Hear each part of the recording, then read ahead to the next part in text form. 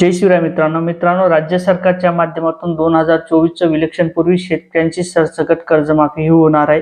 अशा प्रकारची एक मोठी घोषणा करण्यात आलेली आहे. वन टाइम सेटलमेंट कर्जमाफी ही योजना आहे. ही वन टाइम सेटलमेंट योजना नेमकी काय आहे, किती लाखापर्यंत शेतकऱ्यांचं कर्ज माफ होणार आहे, कोणत्या शेतकऱ्यांचं कर्ज माफ होणार आहे, यामध्ये कोणत्या बँकेचा समावेश करण्यात आलेला आहे, या संदर्भात आपण सविस्तर अशी माहिती घेणार आहोत.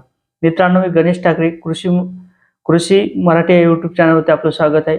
मित्रांनो, चॅनलला सबस्क्राईब करून घ्या, जेणेकरून आपल्याला असेच नवीन अपडेट पाहायला मिळतील. मित्रांनो, एकंदरीत शेतकऱ्यांचं मोठ्या प्रमाणात नुकसान झालं होतं. त्यानंतर 3 वर्ष सलग नापिकी असेल 2017, 18, 19 अशा प्रकारचं बँकेचं कर्ज घेतलं होतं. त्यानंतर बँकेचं कर्ज शेतकऱ्यांना फेडणं शक्य झालं नाही. त्याकरता आता राज्य सरकारच्या माध्यमातून महात्मा ज्योतिबा फुले ही कर्जमाफी चालू करण्यात आली होती. त्यानंतर छत्रपती शिवाजी महाराज कर्जमाफी ही सुद्धा चालू करण्यात आली होती.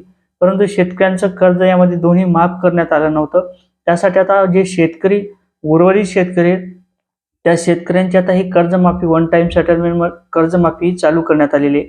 समजा जर एखाद्या शेतकऱ्यांनी 10 लाख रुपये कर्ज घेतलेलं असेल, त्या कर्जाची परतफेड ही शेतकऱ्यांना भरणं शक्य झाले नसेल, कर्ज हे 2017, 18 किंवा याच्या अगोदरचं जुनं असेल, अशा शेतकऱ्यांना ही कर्जमाफीचा लाभ दिला जात आहे. म्हणजे शेतकऱ्यांची 25% रक्कम ही भरून घेतल्या जात आहे आणि उर्वरित 75% रक्कम ही माफ केली जात आहे.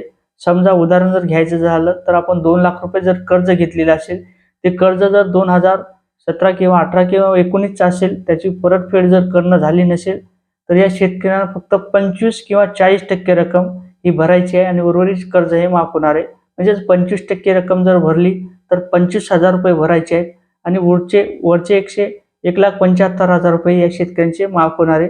वन टाइम सेटलमेंट ही योजना राज्य सरकारच्या माध्यमातून चालू करण्यात आलेली आहे. या योजनेला बऱ्याच जागेवर बळीराजा सरसकट कर्जमाफी योजना अशा प्रकारचं नाव देण्यात आलेले आहे. वन टाइम सेटलमेंट योजना अशा प्रकारचं बँकेच्या माध्यमातून नाव देण्यात आलेले आहे.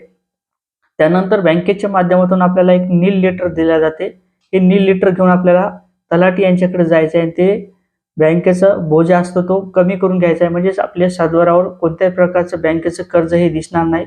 बँकेचं सातबारा कोरा होणार आहे. अशा प्रकारचे जे शेतकरी वंचित होते किंवा 2017, 18, 19 अशा प्रकारचं जे कर्ज होतं, त्यांचं कर्ज भरलं नाही गेलं किंवा परतफेड नाही झाली, या शेतकऱ्यांची ही वन टाइम सेटलमेंट योजनेची यादी आपल्याला बँकेत पाहायला मिळेल.